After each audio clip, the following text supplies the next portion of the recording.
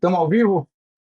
Estamos ao vivo aqui, direto da Da, ca- Convenção Nacional das BEA, do da Espírito cabine da Santo, fofoca. em Cabine da Fofoca. É. Agora, começando a nossa resenha, que vai acontecer de hora em hora, durante a nossa programação aqui. Siga a gente nas redes sociais, no Instagram, no YouTube. A gente também está nas principais plataformas de streaming aí, Spotify, né? Clica aí no sininho para toda vez que tiver uma nova transmissão para vocês ficarem atentos aí e acompanhar a gente. E fica ligado também nos episódios do podcast que vai estar saindo aí durante o dia, né? Então, vamos começar aqui a conversar com ele, que O é arquiteto mais doce do Brasil. o arquiteto mais doce do Brasil, sem dúvida. Eu Sem já dúvida. vou fazer aquela pergunta, né? Com quantos aninhos de berço foi para a primeira convenção? Foi no colo? Tá vendo? Não, mas ele foi muito jovem. O primeiro dele foi lá em Rio das Pedras, se eu não me engano. Acho que foi no Rio. Rio das Pedras. Foi lá que ele conheceu o Bote. Sim.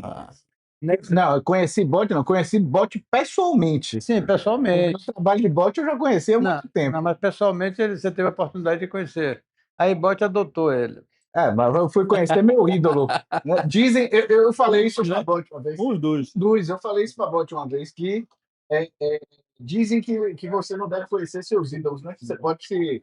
Eu, cada vez que eu encontro o Bote, pô, é um aprendizado, eu fico mais fã ainda dele, tá certo? Pô, as histórias dele, o que ele trouxe para mim, o livro que ele me deu com as histórias dele, pô, fantástico, cara, é outra coisa. Não, mas foi uma adoção assim direta, foi imediata. À primeira vista. Meu mestre, Agora, ó, bicho. Vem cá, lá em por Salvador, que que eu apareço nessa posição aí? Porque meu nariz aparece maior. né? Tá certo? Mas hoje a gente tem a tecnologia de IA, Ele é grande, certo? mas não precisa ser tão. A IA vai resolver tudo. Eu acho que é o ângulo da câmera, tá? Não está A IA favorecendo. vai dar uma trabalhada aí, vai deixar o negócio elegante. O ângulo da câmera não está favorecendo, não, mas tudo bem, hein? Meu mestre, Diga. lá em Salvador, na nossa Bahia, antigamente tinha uma lei, né? Os arquitetos tinham que fazer uma obra de arte, tinham que produzir assim, contribuir com a cidade através de um monumento artístico nas edificações. E eu já passei por várias edificações suas, me identifiquei. Hoje, isso se perdeu. Conte pra gente como é que é a experiência de trabalhar com esses artistas, como é que era aquele momento, e hoje, como é que está o momento da arte em Salvador?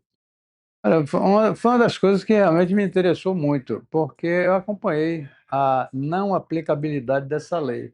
E aquilo me incomodava muito, porque, na realidade, foi deturpado. Na realidade, era você pegar obra de arte com qualidade. Tá certo? Porque tudo é obra de arte. Agora você tem com e sem qualidade. Então, seriam pegar obras de bons artistas, tá certo? E dar espaço dentro das edificações. Isso estimularia novos artistas a realmente buscarem também, digamos assim, se prepararem, desenvolverem suas criações e tudo mais, para concorrerem também a esses espaços. Quer dizer, esse era um movimento onde você privilegiava a arte e estimulava os artistas a se desenvolverem cada vez mais e buscarem realmente apresentar seus trabalhos, logicamente, com a melhor qualidade, a melhor performance possível. Isso foi deturpado, porque com o intuito, talvez, de minimizar o custo dessas obras, as pessoas começaram a colocar um quadro de alguém que você nunca viu e que não tinha qualidade realmente nenhuma, tá certo? Ou uma foto grande com os efeitos, digamos assim, e tal, substituindo a obra de arte, dizendo que era obra de arte. Não que a fotografia não possa ser uma obra de arte, tá certo? É um trabalho de arte. Mas a coisa foi muito deturpada e a qualidade realmente caiu muito. À medida que essa qualidade caiu, o desinteresse também foi muito grande, a desimportância também, a falta de importância, sobretudo porque você não via naquilo nenhuma expressão que justificasse, digamos assim, perder algum tempo para estar apreciando essa obra que supostamente seria de arte, tá certo? Então, com isso, os artistas mais, digamos assim, com mais nome, não passaram a não ter também grande interesse, E os incorporadores também deixaram essa coisa meio de lado. Há uns 6 anos atrás, 6, 7 anos atrás, eu criei um movimento para tentar resgatar isso Verdade. e rever essa lei.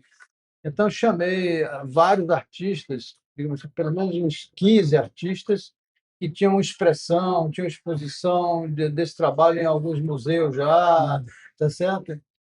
Como o Leonel, como.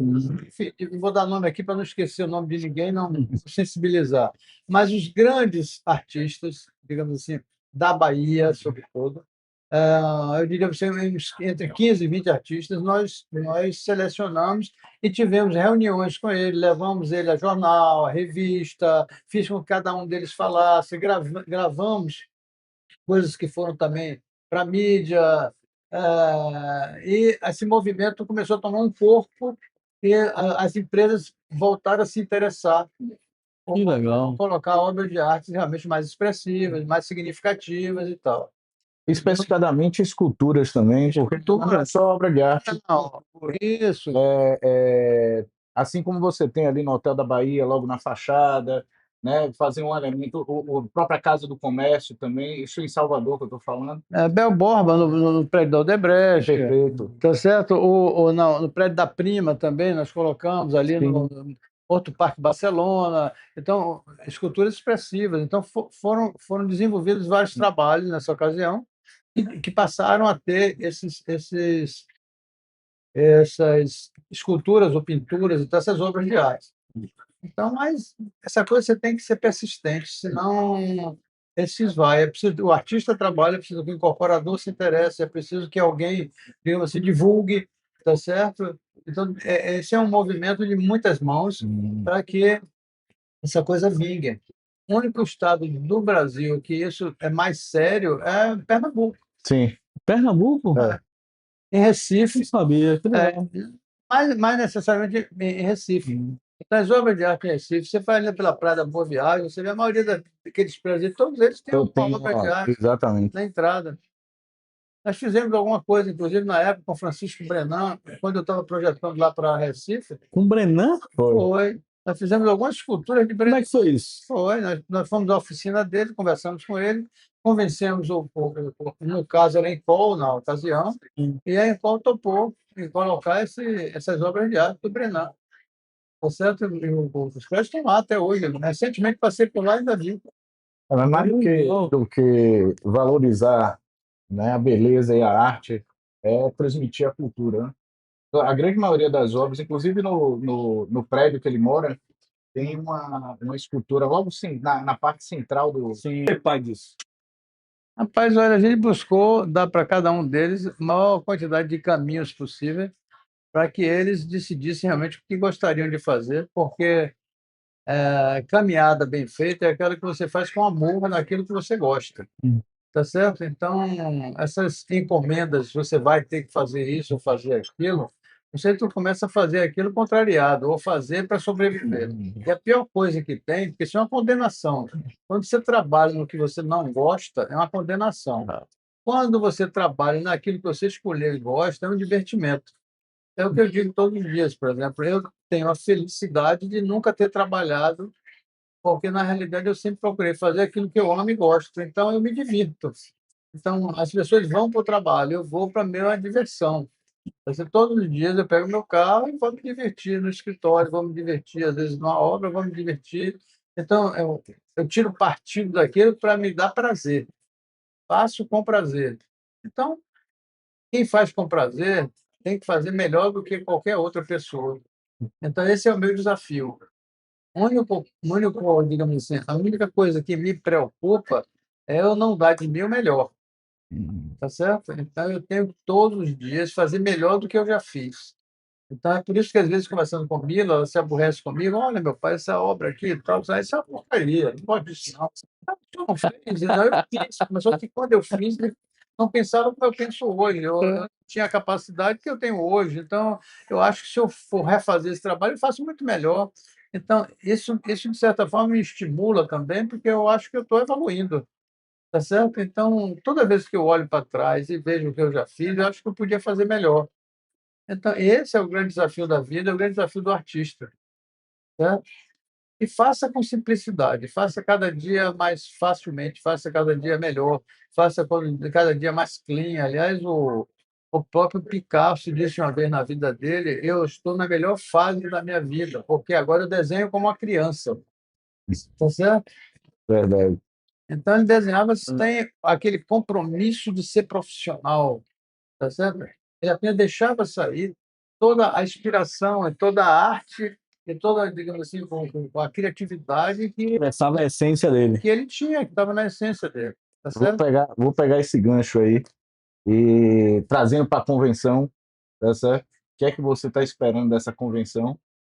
E principalmente até porque o tema é sobre inteligência artificial, né, auxiliando na confecção dos nossos projetos, dos desenhos, né, o que é que você utiliza hoje e o que é que você está esperando para essa convenção? Qual é a sua expectativa para essa convenção? Eu acho que a inteligência artificial, ela, digamos, já ocupa em muito pouco tempo um espaço muito importante e relativamente grande na vida de todos os profissionais, de todas as áreas. Na nossa área, a área de arte ou área de arquitetura, que a arquitetura para mim é arte útil. Você fica, então, exatamente, é a única arte útil que existe é a arquitetura. Então você tem dois comprometimentos, um ser criativo e o outro fazer com que ela atenda às necessidades para a qual ela foi feita. Então, é isso que a diferencia de todas as outras artes, né? Então, nesse particular, eu acho que a IA pode contribuir substancialmente. Agora, tem muita falácia sobre isso, que você vai ficar sem trabalho, que você vai perder seu espaço, porque a máquina vai criar mais que você, porque vai. Isso não me preocupa, como o BIM não me preocupou, como a chegada da informática que eu conheci não me preocupou.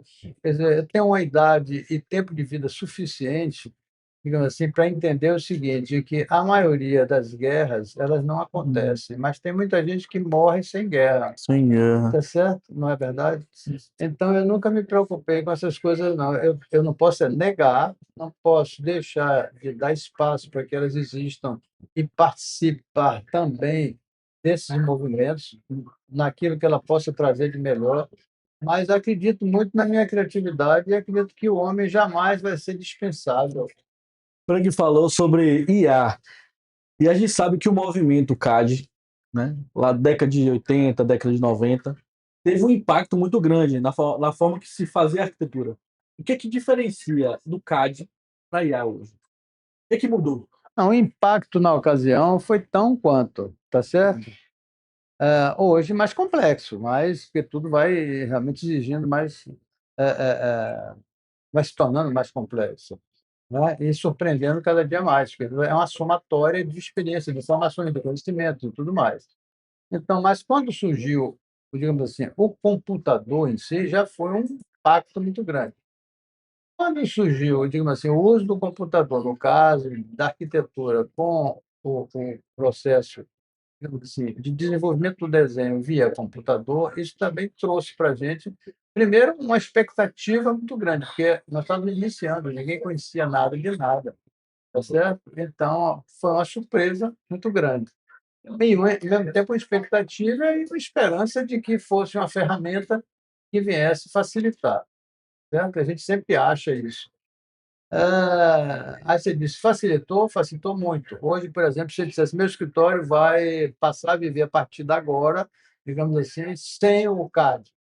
Seria impossível, eu jamais faria a quantidade de projetos que eu faço hoje, com o detalhe e a precisão que eu tenho depois do CAD, tá certo? Então, antigamente nós desenhávamos papel manteiga, se a umidade fosse grande, a dimensão medida depois no projeto era uma. Se no papel vegetal, a mesma coisa. Então, se você desenhou num ambiente com ar-condicionado, você tem menos umidade, você determinava uma dimensão do papel. E depois ele saía para um ambiente normal, comum, com umidade normal, ou um pouco maior do que estava na sala que você desenhou, com ar-condicionado, você media na mesma régua e tinha outra dimensão. Tá certo? Você mandava para a copiadora, o cara passava naquela máquina quente, tinha uma outra dimensão. Então, essas precisões em escalas, digamos assim, muito grandes, você tinha diferenças enormes, tá certo? Né? Porque 1 milímetro passa a ser 1 metro, tá certo? 1 centímetro passa a ser 10 metros e Sim. a coisa vai por aí afora.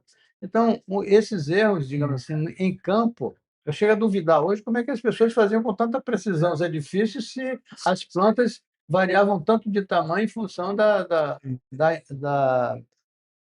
da falta de precisão que você tinha no desenho do papel, né?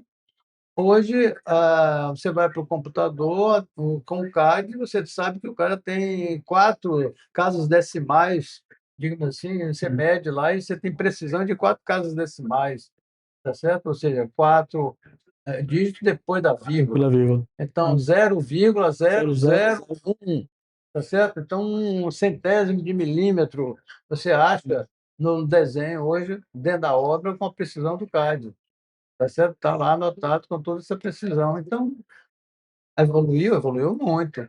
Adiantou muito, ajudou essa ferramenta muito. Então, veio o BIM. O que que o BIM, para coordenação de projeto, eu acho que ele é espetacular, porque você visualiza onde está passando a tubulação no meio de uma estrutura com uma precisão muito grande. Você vê essa questão de conflitos, onde você tem que Sim. passar lógica com energia, com tudo isso, esse distanciamento, o tipo de tubo, onde é que está A parte de compatibilização, onde é que está descendo, onde é que flash detection, tudo mais. tudo isso você vê com muito mais nitidez. Tá certo? É como se você fizesse um raio-x de alguém para ver a parte óssea ou para ver um órgão qualquer. Então, o BIM ele dá isso. Tá? Agora, afora isso, também não tem essa maravilha que dizem de velocidade, disso não é verdade. Tá certo? Menos. Você hoje desenha. Não, o prometido é sempre maior do que o recebido. Tá Eu certo? fiquei sabendo de uma história Não. e eu queria ouvir Eu queria só a fechar isso, percepção. aqui para não ficar em aberto, que é o seguinte. Eu tentei várias vezes no escritório, dando curso ao pessoal do escritório de BIM. Em primeiro lugar, o BIM você não aprende tão rápido, tá certo? Tem um período de adaptação, né? Segundo lugar, como o pessoal do escritório é muito rotativo, tá certo? Percentualmente, você tem um número maior de pessoas que não permanecem no escritório por um período maior, então aquele conhecimento que você passou para ele vai embora e você se perde. Então é um investimento perdido. Sim. A fundo perdido. A fundo perdido. Para o que fica e que você tenta desenvolver em BIM, ele tem que se dividir entre BIM e CAD. Por quê? Porque tem escritórios, tem empresas que não utilizam o BIM dentro da execução de campo de obra. Então, ele exige o CAD, ou só trabalha com CAD. Então, o que acontece? Você tem que transportar todo aquele trabalho de BIM para o CAD, tá certo? Salvar ele em CAD, que dá alguns bugs e uma série de coisas dessas, tá? Mas é um trabalho perdido. Você leva um tempo enorme fazendo no BIM para depois você entregar ele em CAD. Não justifica. E outra coisa, está aprovado dentro do escritório, talvez pode ser também pela a falta de prática maior, digamos assim, que lógico, se pratica muito mais em CAD dentro do nosso escritório, porque a maioria de empresas querem CAD ainda, certo? Então, por conta disso, pode ser por conta disso que a velocidade de um e de outro, em termos de execução, não são a mesma e o BIM nunca ganhou do CAD. Tá certo? Então, eu consigo desenvolver um projeto muito grande, como nós temos feito, por exemplo, pega uma Estância Fernandes, é 1 milhão de metros quadrados, tá certo? E a gente desenvolveu aquilo em a parte legal em 25 dias, certo? No entanto, 25 dias. E eu, no entanto, eu já tenho projetos desses muito menores, uma residência de 600, 800 metros, que o sujeito foi fazer em BIM e levou lá 60 dias, tá certo? Para dar todo o projeto montado.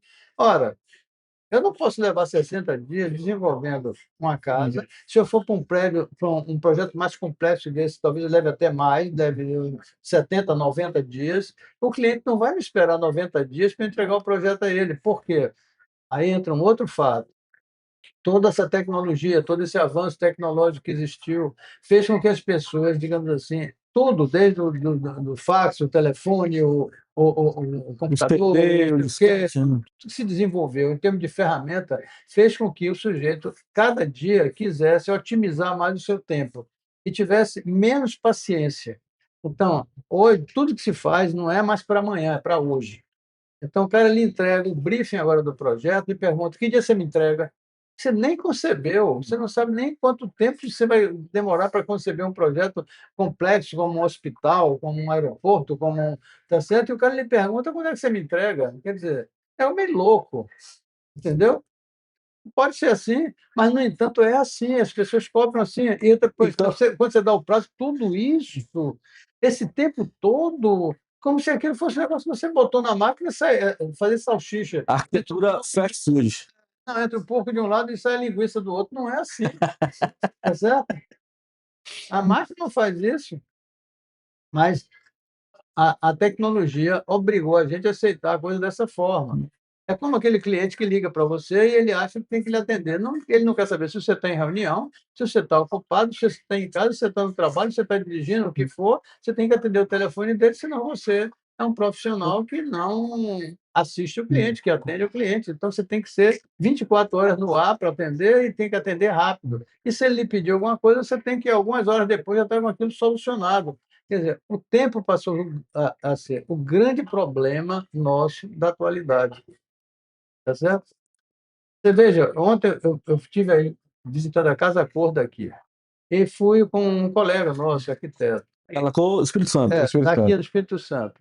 E nessa visita à Casa Cor, como ele um grande profissional, um grande artista também e tal, ele dizia para mim: eu fico me perguntando todo dia se as obras de arte não estão perdendo qualidade, tá certo? Ou se os artistas estão perdendo habilidade, ou se não temos mais artistas ao nível do que já tivemos. Mas eu fico me questionando com relação a essas coisas. Eu disse a ele: a resposta disso chama-se tempo, certo? Porque o tempo e as ferramentas novas fizeram com que, antes de você transformar, digamos assim, uma boa ideia numa grande obra, você está muito mais preocupado em ser visto como o artista que fez a obra, que vai fazer sucesso e que tem que ficar no topo da lembrança de todo mundo na internet, porque ele às vezes nem fez a obra ainda, ele está anunciando que vai fazer, ele já quer ser o herói da história, tá certo? Tá entendendo? Antigamente você tinha que fazer o filme para no final você saber que que o protagonista foi herói. Hoje ele já quer ser herói antes de fazer o filme. Então, as obras de arte estão Sensacional. em segundo plano. Então, está tudo invertido, mas está invertido por quê? Está invertido pelo tempo. Tá certo? O tempo Você criou conta o isso. final para depois você contar a história. Essa é a grande diferença. Então, nós temos que parar um pouco para fazer um exame de tudo isso, certo? Mas eu acho que a palavra-chave hoje para a gente chama-se tempo, né? E é o tempo que vai explicar toda essa transformação que você tem. E a IA nesse processo? Essa é a questão. A IA ela vai fazer a otimização desse tempo, né? Aí a gente tem diversas funções, diversas conexões. Hoje, acredito eu, não estamos sendo patrocinados, mas se a Cláudia quiser me patrocinar, estamos aí. Uma das melhores, né, inteligências artificiais para trabalhar com arquitetura, acredito eu que seja a Cláudia. Testei outras, né? Testei o Copilot, testei o Gemini, testei o GPT, o ChatGPT, testei o Grok, mas a única que me deu um resultado é, consistente, que é a questão, a palavra-chave é consistência, né? Para que ela não altere as coisas no meio do caminho ou dê sugestões sem solicitação, né? Que você fala: não altere nada do projeto, ela vai lá e muda uma besteirinha ou muda uma cor, algo do tipo. A consistência dentro dela é o cloud.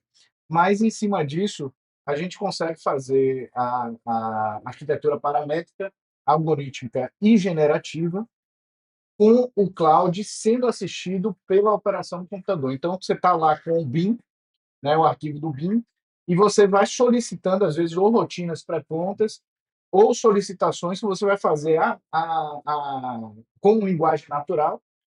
Você vai lá falar com o chat e ele vai fazer esse processo, tá certo? Hoje em dia, com a internet e tudo mais, que não é tão rápido para fazer esse processo de pensamento, a gente cria uma vez, depois cria essa rotina, você só faz apertar um botão, ele vai executar. O que a gente fazia antigamente com o script dentro do AutoCAD, né? E dentro do escritório lá da Caramelo, a gente fez um template com scripts customizados para cada tipo de projeto, né? E fez, como ele disse,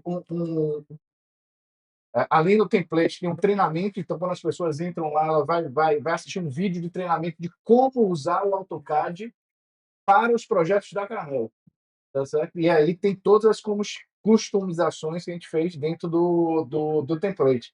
A mesma coisa vai acontecer com a parte de BIM e com a parte de arte.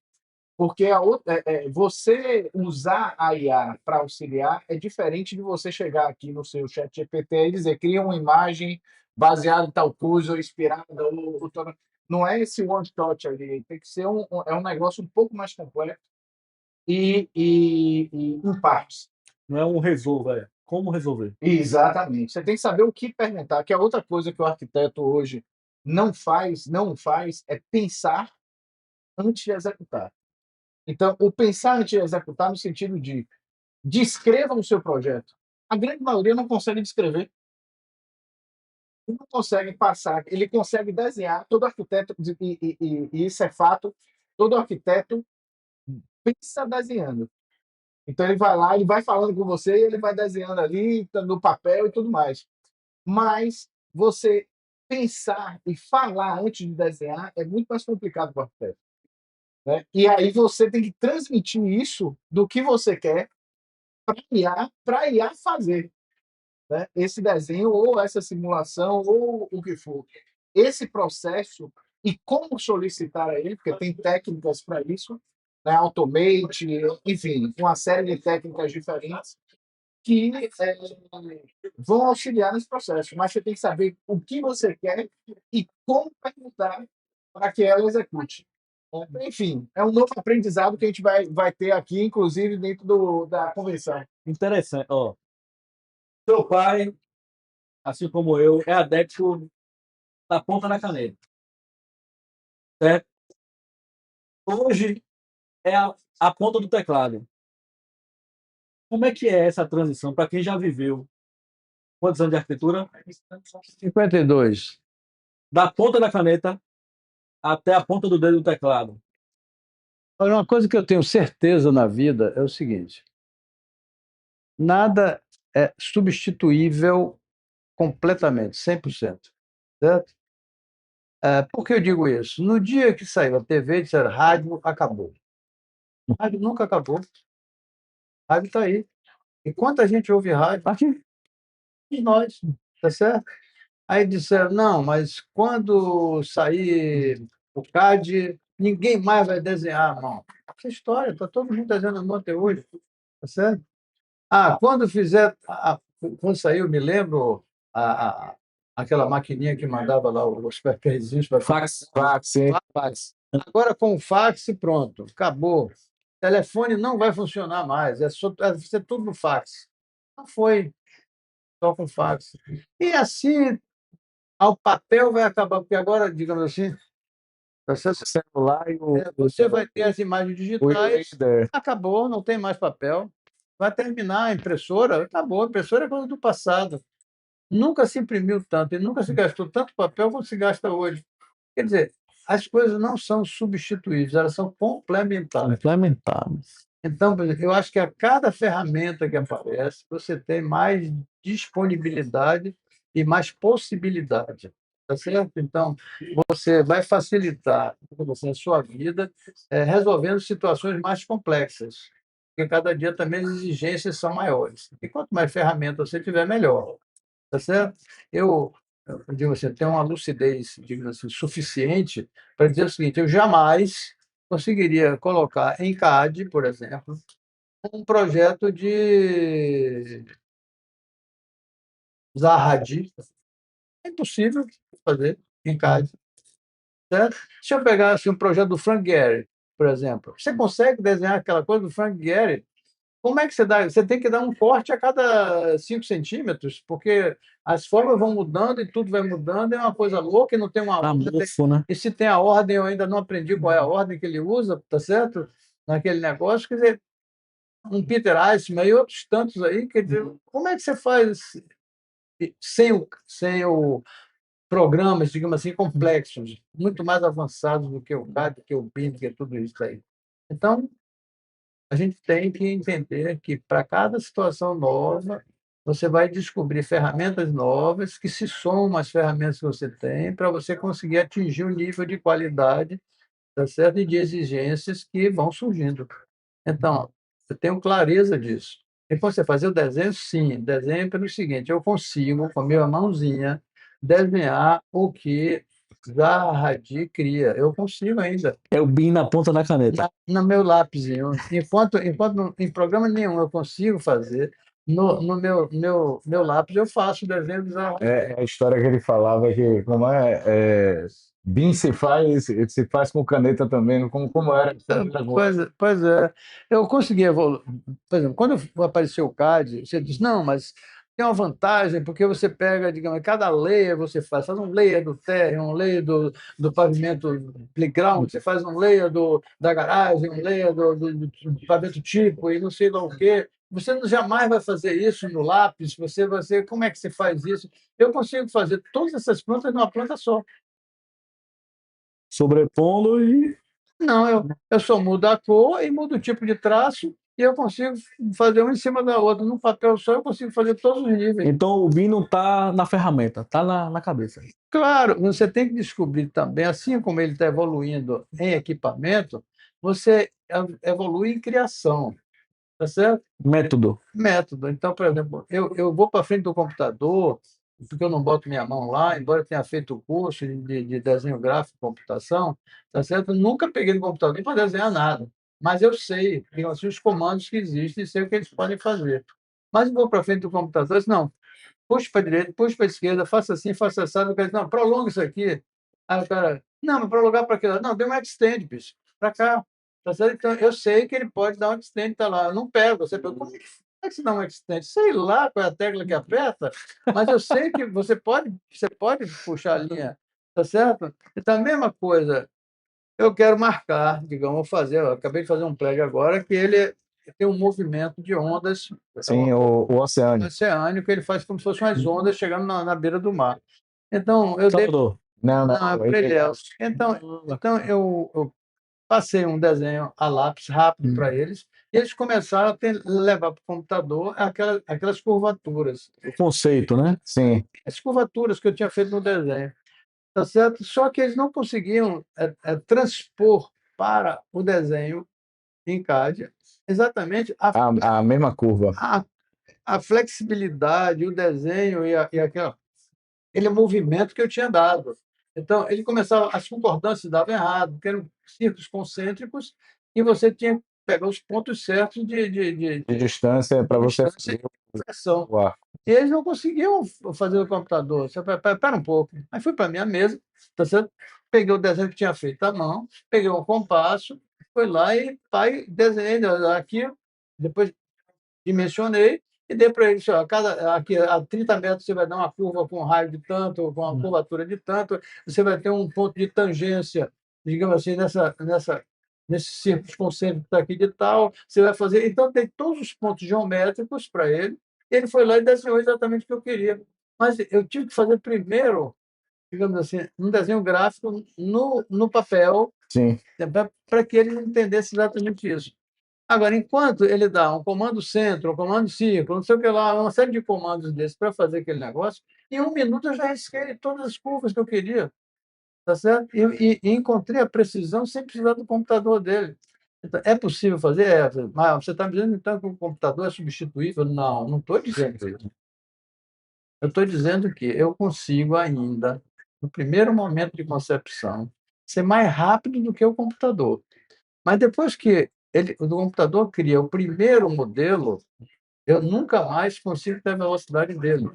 Porque se eu quiser mudar alguma coisa no desenho, eu tenho que copiar tudo de novo. E ele só faz, não. Ele pega de um lugar, arrasta para o outro e resolve a vida dele. E eu vou ficar lá desenhando. E ele já está lá na frente.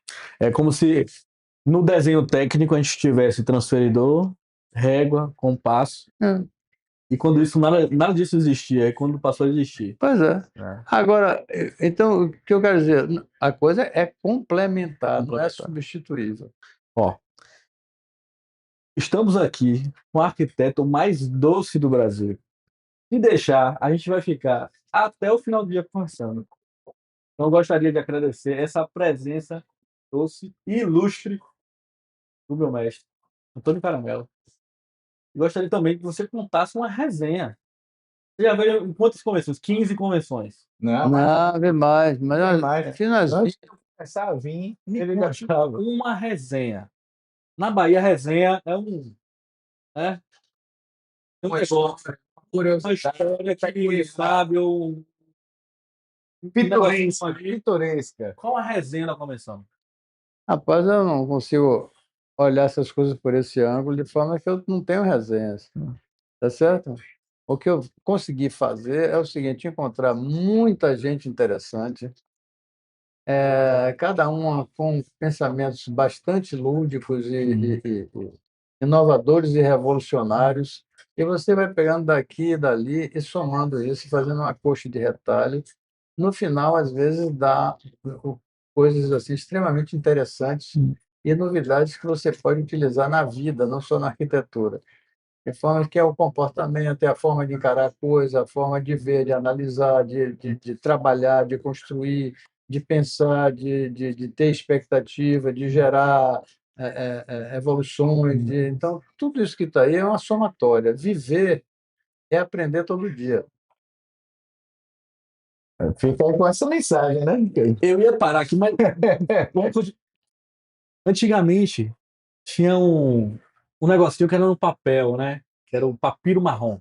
Uhum. Lembra? Sim. Era Taqueda, Taqueda. Taqueda, grande Taqueda. Como é que era esse negócio? Você lembra desse papiro marrom? O que acontecia? Não, é que cada evento Ah, ele ia registrando esses contatos, essas coisas todas, e sobre cada pessoa e cada detalhe que ele via, ele colocava um quadro no papiro marrom, tá certo? E quase sempre eram quadros provocativos, justamente não eram maliciosos, mas eram provocativos para que houvesse discussão, houvesse entendimento, houvesse, certo? Então as pessoas começavam a rir muito, porque todos eles eram muito engraçados, todos eles tinham eram picantes, mas com bom senso, tá certo? Meu mestre, eu posso pedir um favor? Diga. Vamos fazer um papiro marrom? Você com croquis, Não, eu sou apaixonado. não, Eu sou. A gente consegue riscar um negócio aqui para registrar esse papiro não, marrom. não, esse papiro não vai. Eu tinha subido o drone aqui agora para registrar esse papiro. Tá vendo? Não, não tem papiro agora, não. É só papo mesmo. Agora é só papo. Então, Asbeanos, estamos aqui com o Antônio Caramelo, que dispensa apresentações, né? Tá no nosso DNA do Asbeacast, Desde o primeiro episódio. desde o primeiro episódio. E é sempre Foi que inaugurou uma delícia conversar, ouvir e aprender. Eu acho que a sua contribuição, acho não, tenho certeza, a sua contribuição para a arquitetura, antes, durante e futuramente, ela vai ser sempre necessária. Obrigado. A honra é minha também de estar aqui com vocês, tá certo? Com o Frank, com você, porque a diversidade é quem, digamos assim, promove a criatividade. Se todo mundo fosse igual e perfeito, esse mundo era uma chatice e era a mesma coisa. De formas que é o torto, o aleijado, o que anda certo, o que pula, o que não caminha, o que salta, tá certo? Então, esse misto é que dá, digamos assim, todo o colorido que a vida tem e faz com que a gente fique mais criativo e mais feliz, tá certo? Porque uns acham que são mais interessantes porque andam em vez de pular, e os outros, às vezes, acham que são mais interessantes porque pulam e não andam, por isso tem muito mais movimento. Então, cada um se vê na condição favorável ou não, a depender do ângulo que ele olha. Não é isso? Então, a vida é assim, a vida é essa diversidade que enriquece a gente. Que maravilha. Você comentando isso, eu lembrei de Ariano Suassuna, Aham. uma das últimas palestras que Ariano Suassuna deu, falando sobre eu não trabalho, eu me divirto. Mas é isso que eu faço na vida. Então, olhe para o nosso piloto ali, nossa nave, e Aham. manda uma mensagem para nossos amigos arquitetos. A minha mensagem é sempre de expectativa e sempre positiva. Eu espero que esta convenção seja a melhor de todas e que enriqueça a gente muito mais do que as anteriores. A segunda melhor, porque a melhor foi a da Bahia. Com isso, damos o nosso até logo. Resenha de hora em hora. Fiquem aí atentos. Clica no sininho para receber as mensagens, as notificações aí de que a gente está no ar. Né? Siga a gente nas redes sociais, no Instagram, @asbeacast, assim como do YouTube aí, @asbeacast, tá certo? E já já estamos de volta. Um abração. Beijo. Até logo.